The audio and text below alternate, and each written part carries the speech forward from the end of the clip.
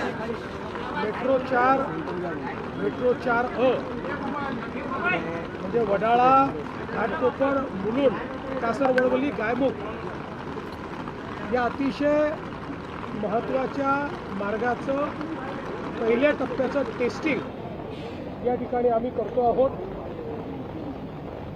ठाणेकरांकरता हा मार्ग अतिशय महत्त्वाचा असणार आहे। जवळपास 35 किलोमीटरची एकूण लांबी या मेट्रो 4ची आहे। त्यामध्ये 4ची लांबी 32 किलोमीटर आणि 4A ची लांबी ही 2.88 किलोमीटरची एकूण 35 किलोमीटरची लांबी आहे।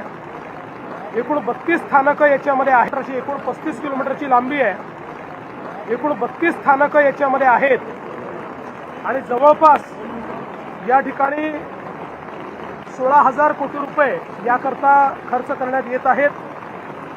अपेक्षित आहे की दैनंदिन प्रवासी संख्या 13,43,000 हा पूर्ण मार्ग सुरू झाल्यानंतर या ठिकाणी असणार आहे। याकरता मोगरपाडा येथे डेपोकरता जागा उपलब्ध करून देण्यात आली आहे।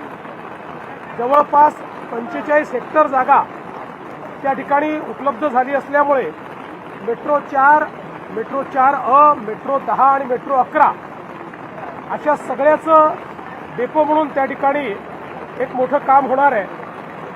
या मार्गिकेवरची जी मेट्रो असणार आहे ही 8 डब्यांची मेट्रो असणार आहे आणि विशेषतः याचा महत्त्वाचा फायदा हा आहे की पूर्व उपनगर पश्चिम उपनगरे मुंबई शहर आणि ठाणे शहर या सगळ्यांना जोडणारा हा मार्ग होणार आहे आणि पुढे हा मेट्रोचा जो 11वा मार्ग आहे जो वडाळ्यापासून तर CST पर्यंत जातो त्याला देखील हा जोडला जाणार आहे आणि त्यामुळे हा देशातला सगळ्यात लांब मार्ग होईल। 58 किलोमीटरचा हा मार्ग होईल की ज्याच्यामध्ये जवळपास 21 लाख लोक रोज हे प्रवास करू शकतील आणि प्रवासाचा वेळ या मेट्रो मार्गामुळे 50 ते 75% या ठिकाणी कमी होणार आहे आणि विशेषतः एलिव्हेटेड मार्ग असल्यामुळे रस्त्यावरची जी वाहतूक आहे ती देखील याच्यामुळे